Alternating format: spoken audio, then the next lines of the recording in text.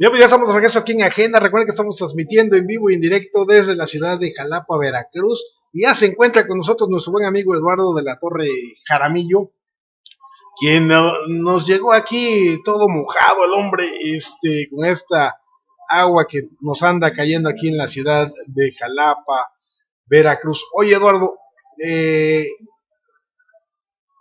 pues a ver, tu campaña, la última vez que platicamos, después de tener una serie de problemas técnicos aquí en la transmisión de Agenda, pues hablábamos de tu lema de darle en la torre al PRI.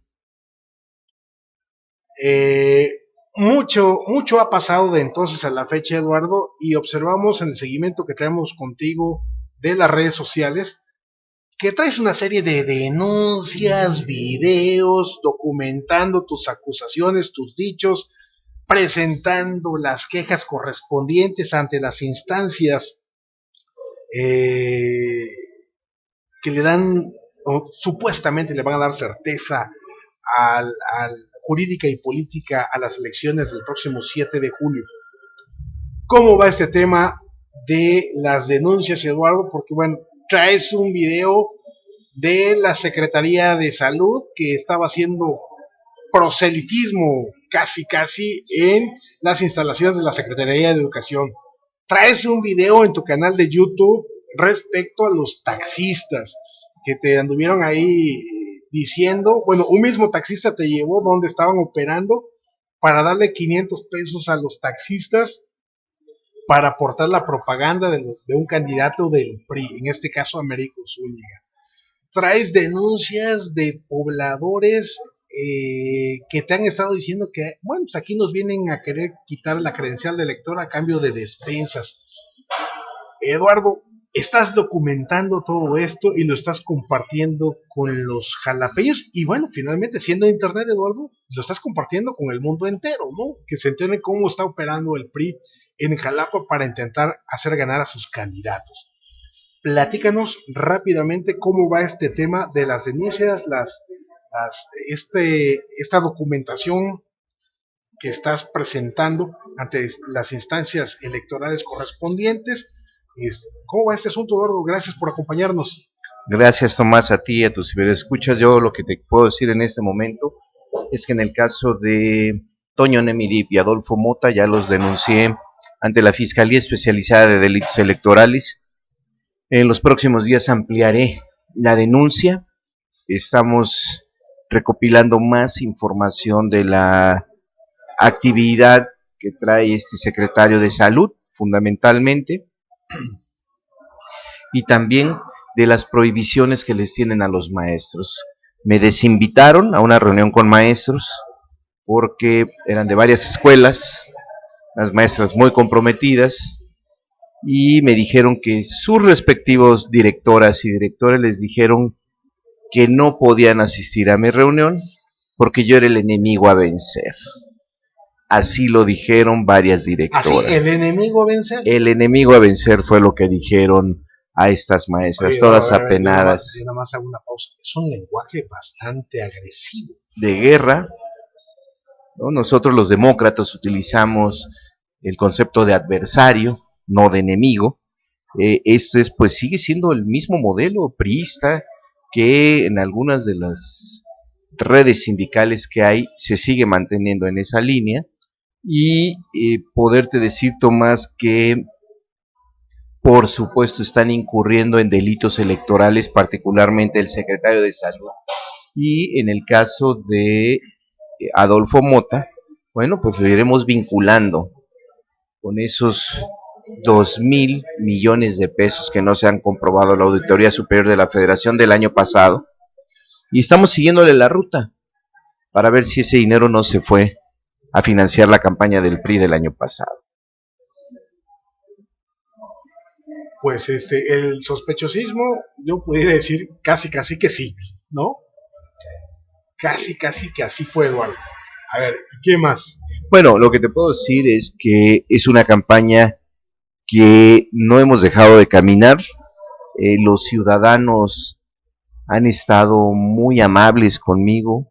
Esto de recorrer casa por casa, de estar en sus departamentos en Jalapa 2000, a pesar de que ya hay rejas y hay una serie de medidas de protección porque el robo ha aumentado muchísimo.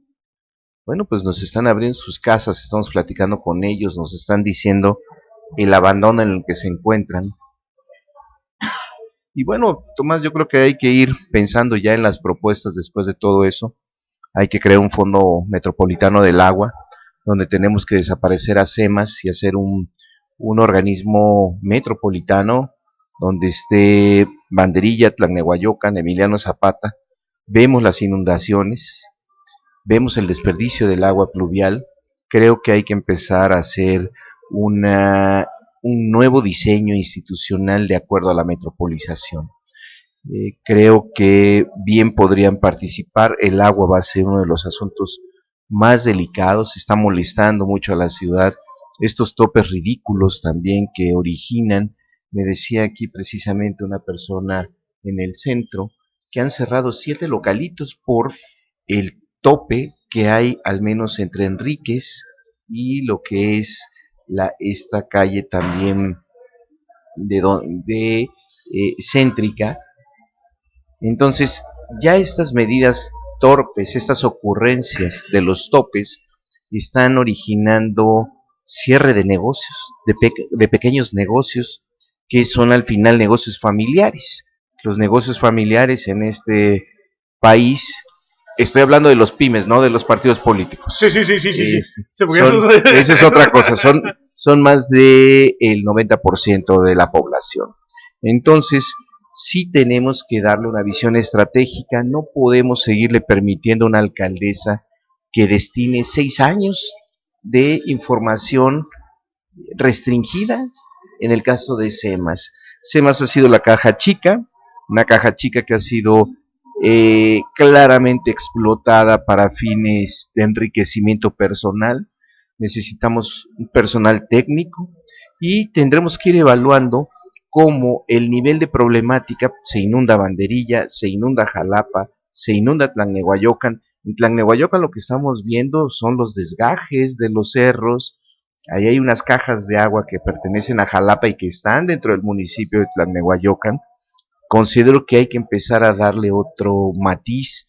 En Jalapa 2000 lo recorrimos, ya hay unas bardas de contención, muros de contención, pero lo que me explicaba ayer un técnico es que esos desprendimientos de tierra son por la erosión de la tierra. Claro. Entonces, bueno, sí, los muros servirán para ir conteniendo, pero también hay que ver los orígenes de corrupción, sí, por cómo supuesto. se creó ese Jalapa 2000, te ha de sonar Gerardo Pou Libaurri, sí, pero Porfirio Serrano Amador y un señor que se llama Dante Delgado Ranaur. De negro historial en Veracruz, dicho sea de paso. Entonces, pésima planeación. Cuando se convierten en negocios personales y de grupo, trasladas el daño. Todos esos son trabajadores de gobierno del Estado, la mayoría, o son estudiantes, o son en un nuevo lenguaje ocupas, como en Barcelona. Sí. Son estos departamentos que han sido expropiados prácticamente, ¿no? Porque la gente no ha podido pagar esas deudas y se dio un fenómeno muy interesante. Llegaron los estudiantes al ver vacíos esos departamentos y los ocuparon. Sí. Ante el déficit de vivienda, ante todo esto, y es un fenómeno muy interesante. Sin importar el riesgo. Sin importar el riesgo, porque al final son estudiantes y se van heredando, si no son de aquí, es como rentas vitalicias de los estudiantes, sí. Pero es un fenómeno muy interesante atacar. Hay un abandono de la basura, abajo está el estacionamiento donde están los camiones de la basura, tarda en pasar 4 días. Sí, curiosamente sale al estacionamiento los camiones de basura y no recogen la basura ahí, ¿no? Entonces esta es la Jalapa que estamos viviendo. Esta es la Jalapa que hay que darle resultados, esta es la Jalapa que hay que atender. Ahí fundamentalmente también es el problema de seguridad pública. Considero que con la mayor información, porque al final tu mejor información te la da el ciudadano, te la da el que está experimentando esos problemas cotidianos, esos daños familiares de contaminación, porque hay toda una serie de taxis allí y agarran un área verde para sus necesidades, ¿no? Y bueno, las personas de ahí bien decían, bueno, pues eso es un foco de contaminación, cuando eso se seca, pues eso lo respiran todos ahí, por supuesto, Claro. ¿no? Entonces, creo que mientras más tenemos información, mientras más platicamos con la sociedad, podemos tener una conjunción de la resolución de sus conflictos. Oye, Eduardo, a ver, yo me quiero regresar al asunto y tema del agua. Jalapa vive una paradoja. Sí. Por un lado, ya tenemos severos padecimientos de escasez de agua. Ya hay los tandeos, que obviamente los más afectados, como siempre, son en las colonias periféricas de la ciudad de Jalapa. Y por el otro lado tenemos este caudal de agua que estamos viendo desde ayer, que está teniendo afectaciones y que no estamos teniendo la capacidad para usar esta agua. Entonces, por un lado tenemos escasez de agua, que es la gran paradoja, y por el otro lado tenemos enormes lluvias que ya nos están generando afectaciones. Y yo decía al arranque del programa, Eduardo, que el discurso de los políticos y de los administradores públicos, cuando dice es que son lluvias atípicas, y tenemos años ya con este tipo de lluvias, que por lo tanto ya dejaron de ser atípicas, que ya sabemos perfectamente bien, Eduardo, que este tipo de lluvias y esta cantidad de agua que nos está cayendo nos va a llegar así, nos va a seguir llegando así. Eso por una parte, y por la otra, Eduardo, la deforestación. No estamos teniendo la capacidad de absorción natural para que los mantos freáticos estén retroalimentándose precisamente con estas lluvias, y es como vemos los grandes escurrimientos de agua. Sí. Agregado a esto, bueno, pues el tema de la corrupción, Eduardo. Sí. No tenemos un sistema de captación de agua pluvial que nos permita reutilizar esta agua en momentos de escasez. Entonces, estas son las paradojas para el tema específico del agua, que traes una propuesta por ahí respecto a esto, Sí. En caso de llegar a la Cámara de Diputados, o bueno, al Congreso de Veracruz. Sí, yo creo que hay que revisar primero la ley de aguas, que data de la época de Miguel Alemán. Hay que empezar a revisarla porque necesitamos nuevos esquemas. Si bien era una ley que sí propiciaba la inversión, no propiciaba por otra parte la participación de la ciudadanía. Y además, de lo que te podría decir es que revisar esa ley, hacerla incluyente con la ciudadanía y ver estos nuevos esquemas de desarrollo que tiene que ser la metropolización. Porque déjame comentarte, Tomás, que en el caso de Jalapa, que más allá de los tandeos que bien apuntas, estamos estableciendo una situación, como te acuerdas en sociología, aquellas discusiones de sociología urbana, creo que le llamaban los equipamientos colectivos del poder, que uno es el agua, y hablábamos de un fenómeno de los cinturones de miseria, como se le llamaron en los años 70. Y eso es lo que ya estamos volviendo a ver nuevamente en Jalapa. Estas colonias, sobre todo el circuito intercolonias, que llegan a Jalapa a buscar una expectativa de vida, de desarrollo, impulso a su familia, hoy están reproduciendo una miseria urbana. Y parte de la miseria humana me parece que hay que etiquetar que la clase política ha sido miserable para con los ciudadanos. Y miserable más allá de que esté de moda Jean Valjean hoy en la película de Víctor Hugo, de Los Miserables, la indolencia, la gobernación depredatoria y sobre todo el nulo alejamiento de los gobernantes con sus gobernados están implicando viejos y nuevos problemas que no se han resuelto y que se están entremezclando. Además del problema del agua, tienes un severo una severa crisis de expectativas al no haber empleo en Jalapa.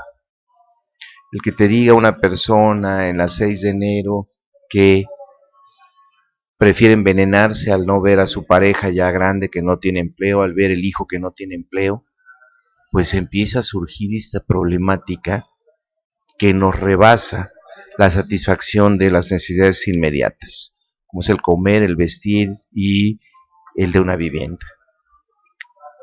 Ese es el drama, y además le agregas el problema del agua, sin tener una visión sistémica ambientalmente hablando, ¿no? El cuidado del agua, el cuidado del medio ambiente, cómo retroalimentas los mantos freáticos, cómo cosechas agua. El 60% del agua nos viene de Puebla, el 40% nos viene del cofre de Perote, vía Cajete y vía Tlalnehuayocan.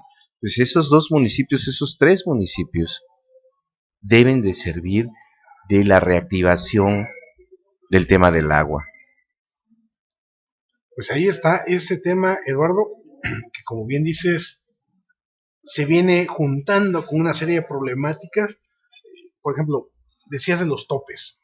Sí. Una buena intención, si tú quieres, dándole ese connotación a la ocurrencia. Sí, de ayuda a los minusválidos o a las personas con capacidades diferentes. Pero resulta que la respuesta o la solución de hoy para las personas con discapacidad es el problema para la época de lluvias. Es decir, sí, intentas, a partir de una buena intención que se convierte en una ocurrencia, crear topes para que la gente pueda, o pasos peatonales le llamaron, para que la gente con discapacidad pueda atravesar las calles, pero que al final de cuentas se convierte en un problema. Y Eduardo, Jalapa, y lo voy a decir tal cual, estamos hasta la madre de ocurrencias, porque no hay planeación estratégica, no hay visión de futuro, están pensando en la próxima elección nada más, están acelerando obras públicas, Eduardo, para intentar rescatar o tratar de lavar el desprestigio enorme que tiene el PRI, en el caso específico de Jalapa. Y ni les está dando tiempo, ni las ideas les alcanzan, ni el presupuesto porque se lo clava. Así es. Entonces, pues los ciudadanos estamos finalmente en la indefensión, Eduardo. Y nos toca pues padecer todo eso. Sí, sí, padecer sí, todo sí, esto, ¿no? Sí. Yo lo que te podría decir en ese sentido es que observo un antiprismo cada vez más alto en Jalapa, un antiprismo que ya empiezan a señalar sobre todo como ineficientes a los últimos alcaldes. Yo te daba un dato que en el caso de, ya que cuando llegué estabas hablando también del contendiente a la diputación local, que en el caso de David Velasco, siendo alcalde, de los 100 millones de pesos que le correspondían a Jalapa, perdimos 80 millones en la gestión de David Velasco. Para 2100 se convirtió en 15 millones. Y teníamos un diputado federal que había sido alcalde y que no hizo absolutamente nada para tratar de recuperar esos 80 millones para el Fondo Metropolitano. Entonces, la sociedad está ubicando que va a ser muy difícil otorgarle a los mismos de siempre, que les han causado dolor, daño. Los problemas han sido irresolubles, se la han pasado en el chacoteo, o, en su caso,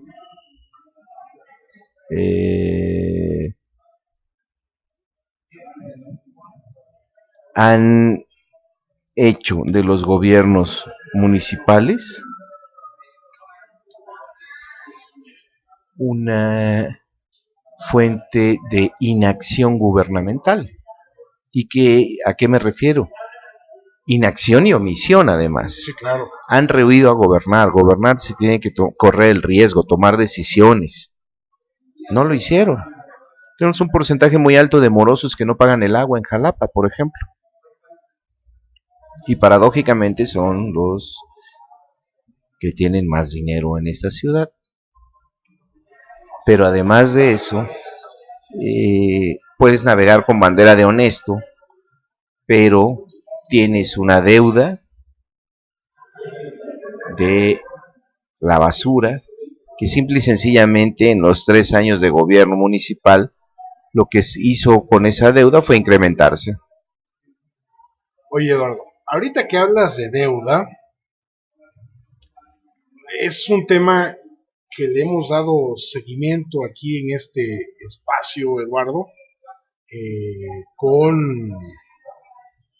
el asunto de los indicadores de la deuda o el marcador de la deuda, y hemos hablado aquí contigo y con personas como por ejemplo Hilario Barcelata respecto a cómo anda la deuda de Veracruz, un tema que tiene que ver con el cargo al cual estás aspirando, que tiene que ver con el Congreso, que tiene que ver con los diputados, Eduardo.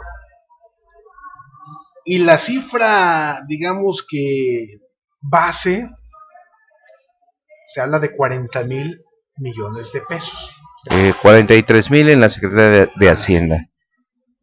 Sin embargo, acabo de darle lectura antes de que tú llegaras a una nota que publica el portal de gobernantes.com respecto a la deuda de Veracruz. Esta cifra que voy a comentar, que voy a reiterar, no es una cifra que la digamos los críticos del PRI y de la deuda de Veracruz, es una cifra que soltó el candidato del PRI a la Diputación Local por Jalapa Urbano. Me estoy refiriendo expresamente a Ricardo Agüed Bardahuil, quien dijo, según gobernantes, que la deuda de Veracruz era de alrededor de los 87,000 millones de pesos. Yo he compartido también aquí contigo la entrevista que yo le hice a Hilario Barcelata en este espacio el año pasado. Cuando le hice la entrevista a Hilario Barcelata, él andaba alrededor en el cálculo documentada una deuda de unos cerca de 75,000 millones de pesos. Y yo le preguntaba a Hilario que si al ritmo que él estaba encontrando esta información pudiera llegar la deuda a los 100,000 millones de pesos, y él me decía espantado que sí. Y hace rato comentaba yo que con el dato que está comentando el candidato del PRI por Jalapa Urbano de 87,000 millones de pesos de deuda en Veracruz, pues estamos solamente a 13,000 millones de pesos, Eduardo, de alcanzar los 100,000 millones de pesos de deuda, lo cual es terrible para un estado que somos el cuarto lugar en marginación y pobreza a nivel nacional, solamente por abajo de Guerrero, Chiapas y Oaxaca. Y que finalmente, Eduardo, también lo he comentado aquí, cuando un sector empresarial está indexado a las finanzas públicas del estado de Veracruz, pues obviamente es como podemos entender, o esa es la explicación a los problemas de falta de liquidez que tienen los empresarios y que tenemos la sociedad en lo general. ¿Qué opinión te merece esta deuda que dice el candidato del PRI a la Diputación Local por Jalapa Urbano de 87,000 millones de pesos? Un tema, Eduardo, eminentemente del Congreso, de esa falta de equilibrios, de esas faltas de controles por parte de los diputados para el gobernador, para el titular del Ejecutivo. Pues mira, lo primero que yo te puedo decir es que hay que agradecerle su sinceridad, ¿no? Ojalá también así fuera sincero en la deuda que tiene Jalapa.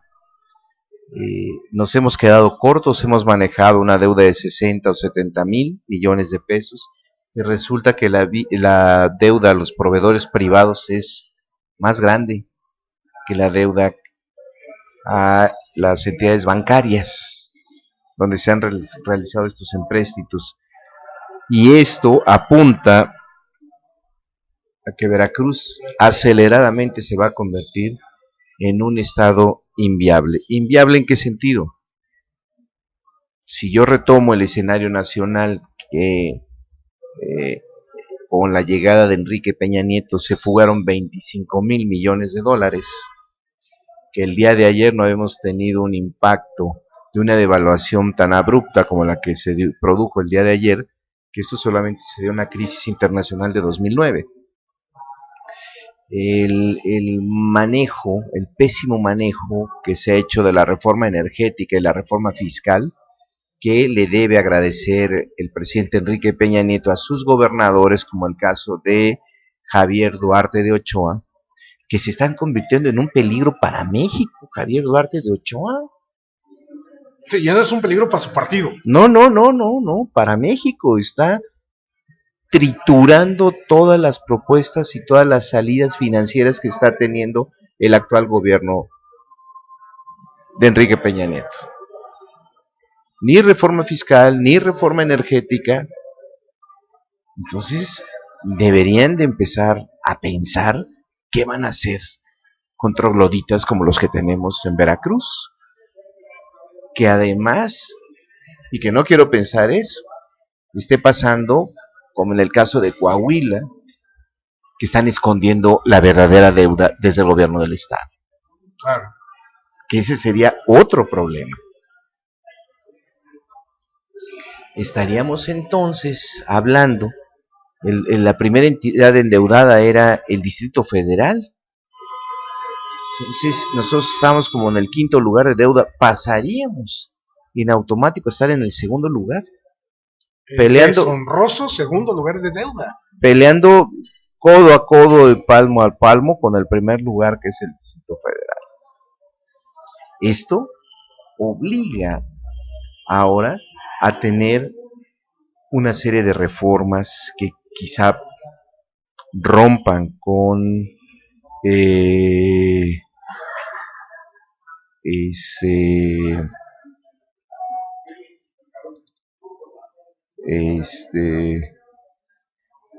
con esta letargia gubernamental, con este atolondramiento gubernamental o con esta irresponsabilidad, ¿no?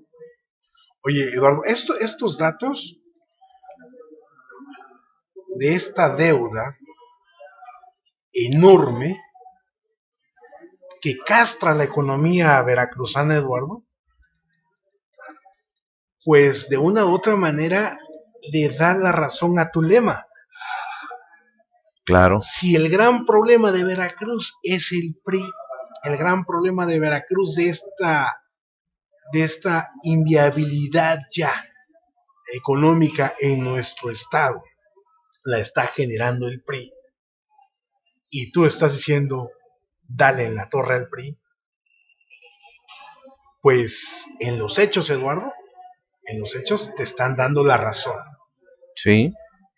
O sea, tú estás diciendo hay que sacar al PRI del control del Congreso, que es donde se ven estos temas, Eduardo. O sea, tú y tu experiencia como legislador, pues estás diciendo que se requiere un Congreso distinto. Estás proponiendo que un Congreso que trabaje los 365 días del año.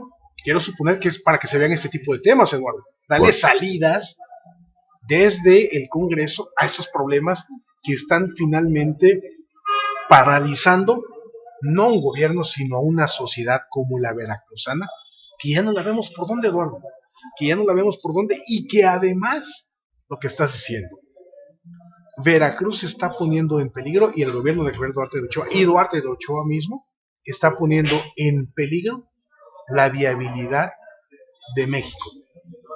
Hemos dicho aquí, y lo comentamos en muchas ocasiones, el PRI regresó, Eduardo, desde los estados, y le está haciendo agua el gobierno del PRI desde los estados. Sí. ¿Cómo le hacemos, Eduardo? Sí, mira, yo aquí lo que te podría decir es que cuando algún veracruzano recibió algún dinero, es decir, si eso es cierto hoy, cada veracruzano debe algo así como 117,000 pesos. O sea, sin deberla, ni temerla, ni gozarla, ni disfrutarla. Más o menos. Si esa cifra es cierta, es real, entonces que le pregunten a tus hijos, a los hijos de Manuel, que ya nacieron no con la torta bajo el brazo, sino con la deuda bajo el brazo. Con sus respectivos acreedores, ¿no? Y todo se lo debemos gracias a Fidel Herrera Beltrán, al depredador más grande que ha tenido Veracruz. Una especie de canguro veracruzano de Nopaltepec, una ratota. Sí. Definitivo. Entonces, hay que considerar esto. 117,000 pesos tiene que pagar cada veracruzano de esta deuda. ¿De dónde? ¿Cuándo lo recibieron? Se privatizaron las ganancias y se socializaron las pérdidas como siempre. Es que ese es el problema, Eduardo. Porque no vemos que ese dinero, no lo vemos en mejoramiento de vialidad, no la vemos en mejoramiento de servicios públicos, municipales o estatales, no la vemos en mejores programas educativos, no la vemos en promoción a la cultura. Simplemente ese dinero no lo vemos invertido en el mejoramiento de la calidad de vida de los veracruzanos.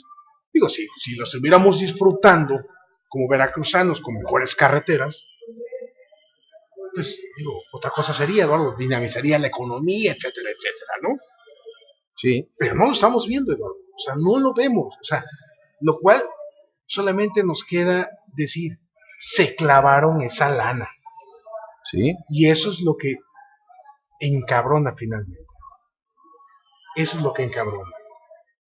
Y ahí es donde precisamente el Congreso juega un papel fundamental, porque un Congreso dominado por el PRI, un Congreso en donde la mayoría sean diputados del PRI, pues vamos a seguir en lo mismo. No, ya demostraron su incapacidad para gobernar, ya demostraron su incapacidad para generar desarrollo en Veracruz, ya demostraron cabalmente que lo único que saben hacer es endeudar a este estado.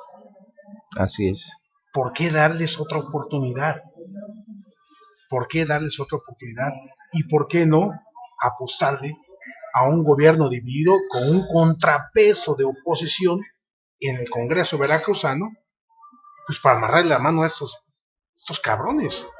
Pues digo, y disculpen, yo no acostumbro, bueno, tanto, aquí al aire, pero estos datos, Eduardo, finalmente sí molestan, sí indignan. Sí, por supuesto. Y los veracruzanos tenemos que recuperar la capacidad de la indignación, Eduardo. Sí. O sea, si no tenemos la capacidad de indignación, entonces no pasa nada, la vida es un carnaval y no importa y no hay problema y sigue la vida y tan, ¿no? Sí, pero no debe ser así. Creo que si los veracruzanos no asumimos que la responsabilidad es de nosotros para tener gobiernos distintos a los que han endeudado este estado, seguiremos postrados en el subdesarrollo, en la pobreza, en lo que estamos analizando, estos cinturones de miseria que tiene Jalapa. Entonces, una clase política más comprometida, una clase política que sea responsable, una clase política que pueda enfrentar los problemas realmente con inteligencia, con perseverancia. Eso es lo que necesitamos. Y el jalapeño, la jalapeña tiene que empezar a evaluar quién está comprometido con un cambio, quién está por vocación y no por negocio en la vida pública en este estado. Creo que ese es el dilema y lo que tienen que evaluar los veracruzanos. Eduardo, y tú esto en tus recorridos, ¿qué tan sensible está la gente a esto, Eduardo? Digo, porque podemos decir en este tipo de espacios que la gente está molesta, que la gente está encabronada, pero al final, ¿qué te dice a ti la gente? En la calle, en su casa, en la colonia, en el barrio donde estás caminando y estás recorriendo, ¿no?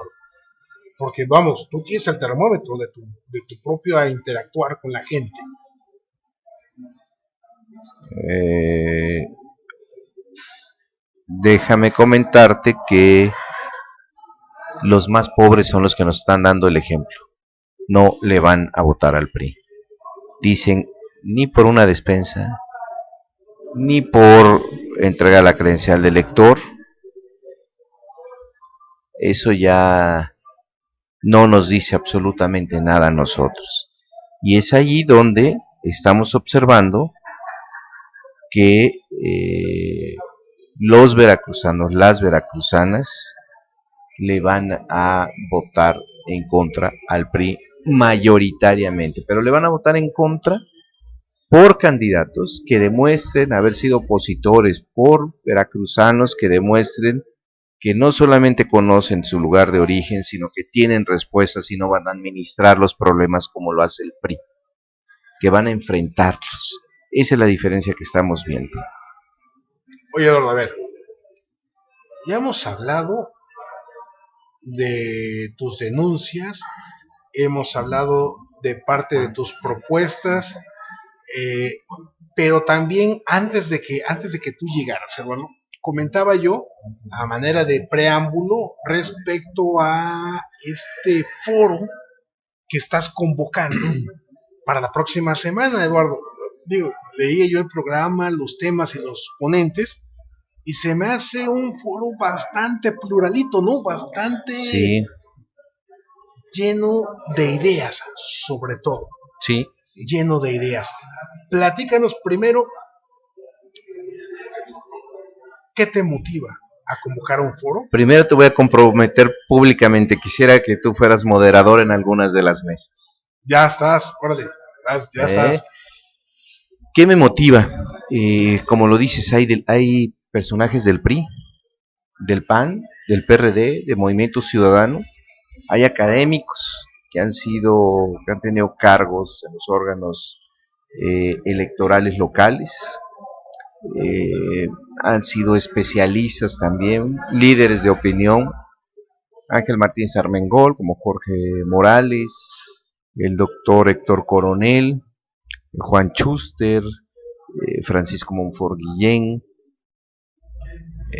un crítico sistemático del Contralor que es Andrés García, ex trabajador, ex funcionario, director general allí, el doctor César Vargas hablando sobre salud, la maestra Silvia Jiménez hablando sobre educación, una joven Paola Villaseñor está en la cuestión de género. Estamos tratando de abarcar todos los temas, Tomás, los temas que han impedido el desarrollo de Veracruz. ¿Y qué es lo que estamos buscando? Así como lo dije, transitar de la denuncia, de la protesta a la propuesta. No solamente nos podemos quedar en la crítica, que bien es parte de la modernidad y que molesta a muchos, pero tenemos que pasar a sacudir un Estado que ha sido gobernado de la misma manera en los últimos 20 años. Cuarto lugar de pobreza, somos muy insistentes en eso. Hoy con esa revelación de la deuda, estamos hablando que es demasiado dinero, y tenemos que civilizar la política. Vemos lo que pasó en Cosquihui, el ridículo y tonto, que no le puedo decir de otra manera, dirigente del PRI dice, el PAN está provocando la violencia. El PAN está poniendo los muertos. El candidato de Soledad de Doblado, el militante en Cosquihui. O sea, el PAN es el que está poniendo los muertos hoy en día, como lo fue el PRD en la época de Salinas y de Zedillo. No son hechos aislados. Está como matan a un evangélico, está como matan también al candidato de un partido cardenista. Ahí están los hechos y no son aislados. Tenemos que vacunar la violencia. Ya estamos en un estado polarizado, pero ahora tenemos que vacunarnos en contra de la violencia, porque si no, sí se podría desbordar. Me parece absurdo que en el caso de la Sierra de Papantla sabemos quiénes son los pelones, quiénes los controlan, cómo aparecen en tiempos electorales y se les deja ya como especie de guardias blancas que sigan allí operando o como grupos paramilitares, hay que ser muy claro. Entonces la violencia viene desde el Estado. Tenemos una violencia institucionalizada. Fíjate que estaba yo recordando anoche este asunto de litoformas que me trae muy preocupado y seguramente en las últimas ruedas de prensa vamos a sacar, y te lo mostré, actas de Tierra Blanca, donde son resultados distintos, pero donde está evidenciado la clonación de las actas. Y tú debes de recordar que en el año 2000 era Talleres Gráficos de la Nación quien hacía las boletas. Sí, claro, claro, claro. ¿No? Y ahora resulta que es esta empresa privada con claros neoempresarios veracruzanos que se hicieron al amparo del poder político. Oye, Eduardo, acabas de subir en tu canal de YouTube una participación tuya con motivo de cuando fuiste diputado federal, con motivo de las elecciones de 2007. Sí. Una participación bastante interesante, Eduardo, porque desnudabas ahí la operación política de Fidel Herrera Beltrán, precisamente para hacer ganar a su partido, el PRI. Sí. Pues platícanos un poco de esa participación, porque yo me imagino que más de uno ha de haber hecho muecas ahí. Bueno, cuando estabas hablando. Subió Adolfo Mota. Ah, el que permitió las jornadas de salud ahorita de la Secretaría de Salud. Así es. Y dijo que era qué vergüenza para Acción Nacional que un desertor de Alternativa hoy defendiera a la derecha. No pude volver a subir a la tribuna por alusiones personales porque Parás, el diputado Parás, que era vicecoordinador de la Cámara de Diputados, dijo que si yo subía a hacer la réplica, no había reforma fiscal. Que es parte de los chantajes que una y otra vez has comentado, que es la forma en que se maneja o se mueve el PRI, ¿no? Hablar de estos chantajes de parte del PRI como una forma, una estrategia o un estilo de actuar, Eduardo, para frenar la crítica, para frenar la rendición de cuentas, para frenar todo lo que afecte a su imagen. No le importa paralizar un país. O sea, es el chantaje para controlar las críticas. Aunque me opuse, y se lo dije a Héctor Larios, yo pensé más en el país que en una ilusión personal. Creo que el chantaje que se produjo con el PRI en ese momento,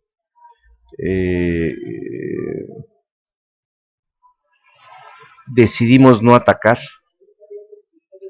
precisamente para no afectar una posible reforma, más que atacar, defenderse es que se enojó porque le dije que cuando era presidente del PRI, Mota, que es ineficiente y mal operador político, de los 212 municipios solamente ganó 70. Sí, cómo no acordarse. Entonces se enojó el señorito Mota y subió desesperado con una oratoria francamente aburrida de los años 70, ¿no? Donde siempre lo que hay son agresiones personales y no ideas. El secretario de Salud también es del corte que tiene un ayuno de ideas impresionante. Cuando era secretario no sabía ni cuántos estudiantes había, ¿no? Cuando le preguntan los medios. Fue una participación muy interesante, fue mi primera participación como diputado de Acción Nacional. Me toca abrir el debate a mí. Mi amigo Juan José Rodríguez Prats me dice, quiero que tú abras el debate. Te puedo decir, como lo marco ahí, que las agendas locales contaminan la agenda nacional como hasta hoy en día. O sea, y sigue esa línea, Eduardo. Sigue esa línea. Y es importante haberlo subido porque desde hace 6 años soy un crítico sistemático de Fidel Herrera. Soy un crítico de la devaluación de la democracia en Veracruz.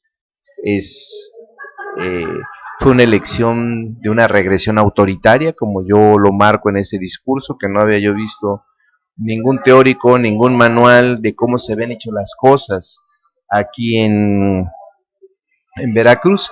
Y fíjate que eso marca una línea de continuidad. Después sigue las elecciones de 2009, donde Puebla, donde Oaxaca, ganan todos los distritos el PRI. Sí, claro. Los 15 distritos en Puebla, los 11 distritos en Oaxaca, lo imita el modelo también Coahuila.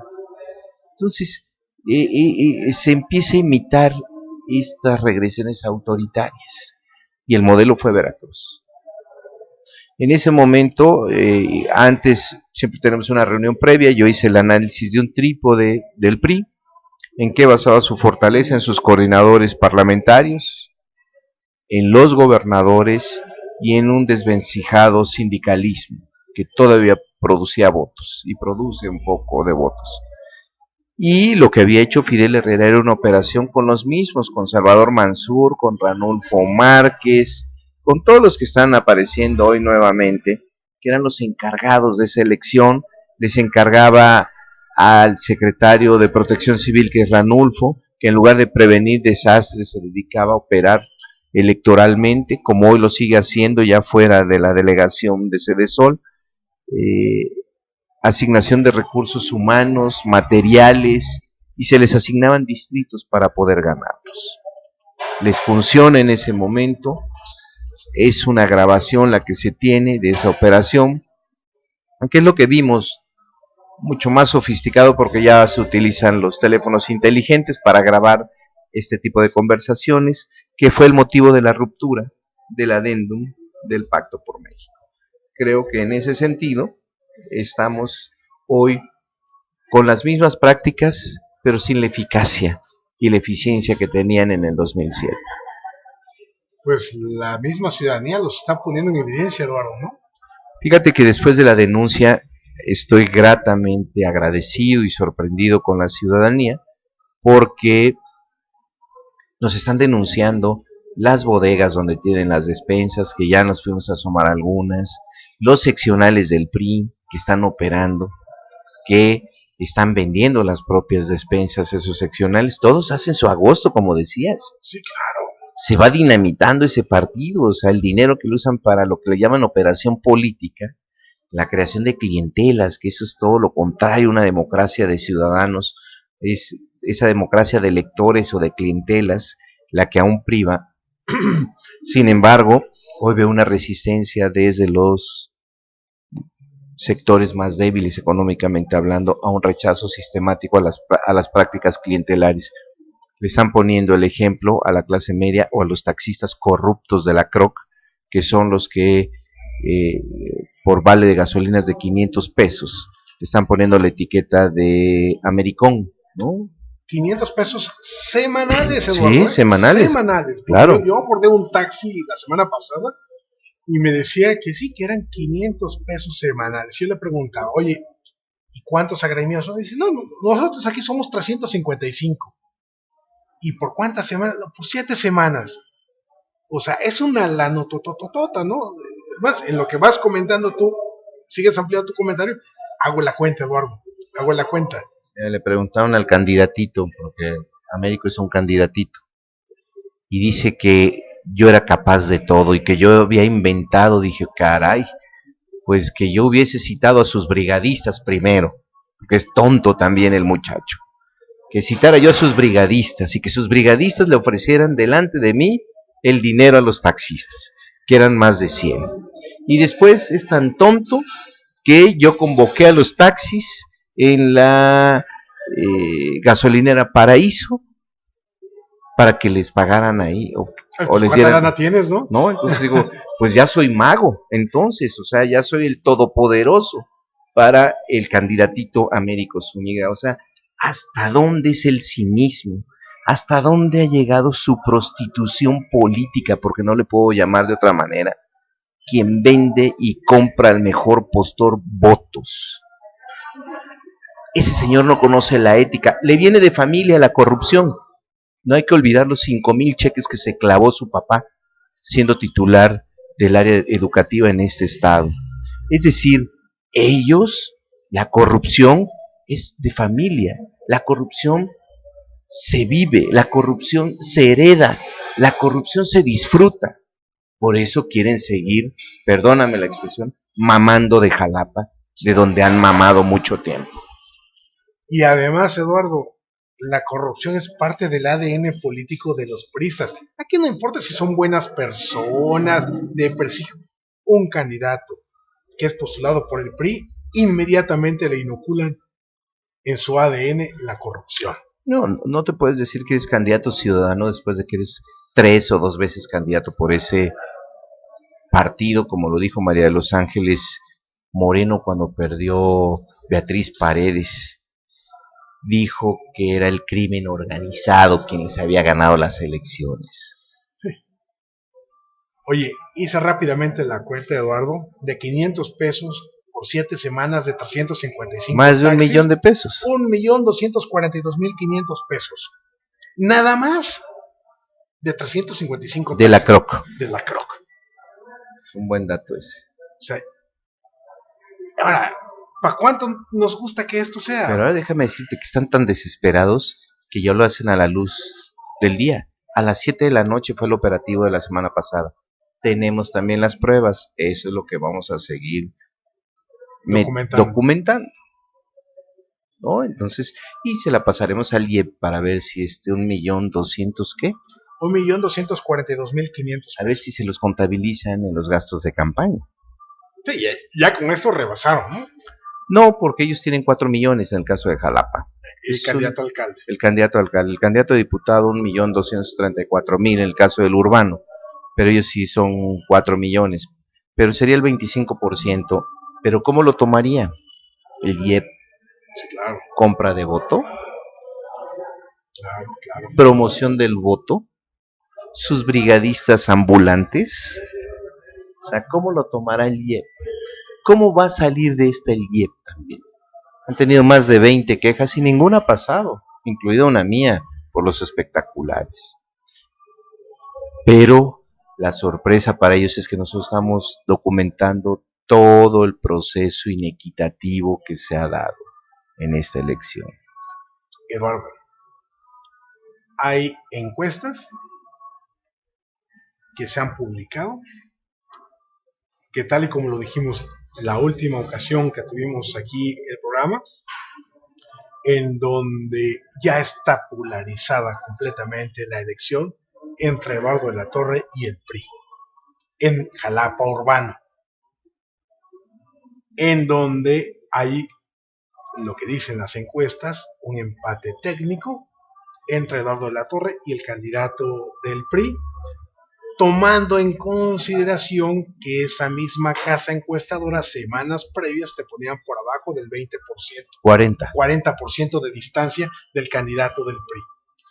Es decir, Eduardo, traes, de acuerdo a esta encuesta de Al Calor Político, traes un ritmo de ascenso y el candidato del PRI trae un ritmo de descenso. Es decir, parece que ya hubo intersección en donde tú subes y él baja, en donde tú estás rebasando y él está cayendo por abajo de tus preferencias. Te vuelvo a hacer la pregunta, ¿está polarizada ya la elección? Sí, solamente existe el candidato, o existía el candidato del PRI y la fortaleza del candidato del PAN. Los demás no se ven, no existen electoralmente hablando en esta contienda, ¿no? ¿Quién ha sido el único que está haciendo campaña? ¿Quién es el que ha visitado toda la zona rural, toda la zona de intercolonias, Jalapa 2000, el centro de la ciudad? Quienes está caminando, quien hemos asistido a debates con empresarios, con organizaciones, como Otero Ciudadano y otras, quién está recorriendo la ciudad, quién está proponiendo, somos nosotros. Es una agenda ciudadana la que traemos, el platicar cara a cara con los ciudadanos, escuchar cuáles son sus problemáticas y explicarles, Tomás, porque también es un proceso de pedagogía política. ¿Qué es lo que hace un diputado y qué es lo que hace el alcalde? Yo no miento, como lo hacen los candidatos del PRI. Yo he sido claramente, les he explicado que el drenaje, el agua, pavimentación, basura, todo eso lo ve el alcalde. Nosotros asignamos ese presupuesto a ese municipio, que puede ser que es Jalapa, igual que a los 211, y lo que sí podemos es darle seguimiento, traer a mecate corto al próximo alcalde, sea quien sea, mujer o hombre, y podemos en ese sentido contribuir para que Jalapa tenga otra visión, tenga otra expectativa, tenga una esperanza que parece una Jalapa desesperanzada. Y cuando a una sociedad, Eduardo, le roban la esperanza, puede pasar cualquier cosa. Sí, sí, Puede sí. pasar cualquier cosa, Eduardo, y me parece que el reto está cómo canalizar esa energía negativa en una energía positiva de construcción de un nuevo horizonte para darle o regresar la esperanza a los ciudadanos, Eduardo. Sí, sí, en eso tenemos que ser políticos más responsables, por eso estamos planteando trabajar los 365 días del año, quitar la pésima imagen del diputado, dar resultados. Creo que de eso se trata la política. En el caso de un diputado es medible cuantitativamente cuántas iniciativas de ley, en cuántas comisiones puedes estar, cuántas leyes se te aprueban, reformas, adiciones, y creo que en esa ruta tenemos que caminar. Bien, Eduardo, pues ya el tiempo se nos agotó. Obviamente, la invitación, Eduardo, es a seguir platicando esto la próxima semana y la semana previa a la elección. Sí. Me parece que son los temas que tenemos que seguir discutiendo. Y obviamente acepto la invitación, Eduardo, a moderar alguna de las mesas del foro al que has convocado, que se me hace un ejercicio bastante interesante por la capacidad de convocatoria de distintos actores que has tenido, que te han dicho sí, un foro plural y un foro abierto a los ciudadanos para discutir ideas. Sí. Discutir ideas que pueden transformar este estado, Eduardo. Sí. Muchísimas gracias, como siempre. ¿Algún mensaje final, Eduardo? Agradecerte, como siempre, Tomás, y pedirle a tus ciberescuchas que puedan ir reflexionando, ampliando su voto, y lo dije hace un rato, que le apuesten a quien sí tiene la experiencia, la voluntad y sobre todo la perseverancia de poder atacar los problemas frontalmente y resolverlos. Bien, pues eso ha sido todo hoy con Eduardo de la Torre Jaramillo. Muchísimas gracias por acompañarnos y yo los espero el lunes, ya reiniciando de manera normal el programa Agenda, transmitiendo en vivo y en directo desde la ciudad de Jalapa, Veracruz. Saludos.